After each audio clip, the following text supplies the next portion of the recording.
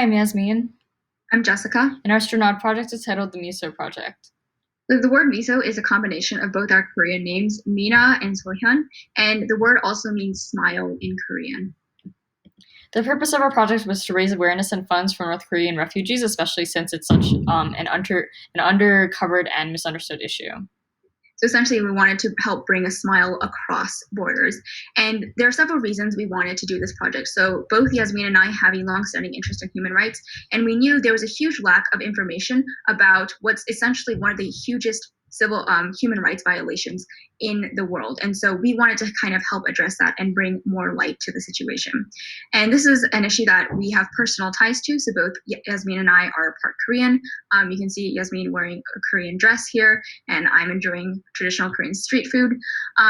And we're both descendants of North Korean defectors, so this project has significance for both us and our families. So our process for this project consisted of three main components. First being designing and uploading our website, and second being interviewing experts, refugees, and volunteers on the North Korean crisis. So aside from the educational resources we provided on the website, we also wanted to help raise funds for Liberty in North Korea, or LINK, an international nonprofit that helps North Korean defectors escape from the country and resettle in South Korean society. Our first fundraiser of the year was in celebration of Chuseok, or Korean Thanksgiving. And we partnered with Bibimbap, a restaurant chain, where 20% of their sales for one day went as a donation to Liberty in North Korea.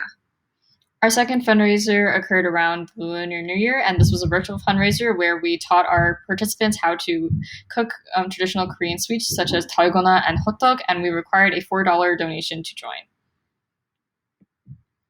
The final product for our project consisted of both all the funds that we raised from our fundraisers as well as a website. So here we land on our homepage of our website where we explain the name of our project as well as the purpose of our project. We also have a tab where we transcribed all of our interviews that we had with North Korean experts and refugees. And finally, we have a tab where we link to our donation page through Liberty in North Korea. We also have a number of other resources that we hope you can check out.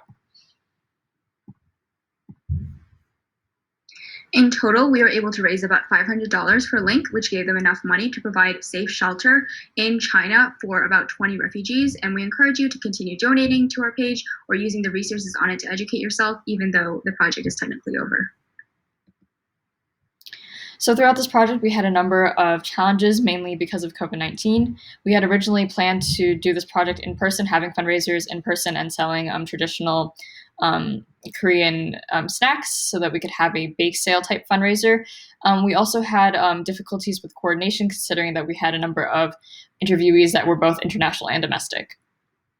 All right, so again, like Yasmine said, because we had to adapt to a number of challenges involving fundraising, transcription, communication, etc., we learned a lot of new skills that would help us carry out a project like this in the future.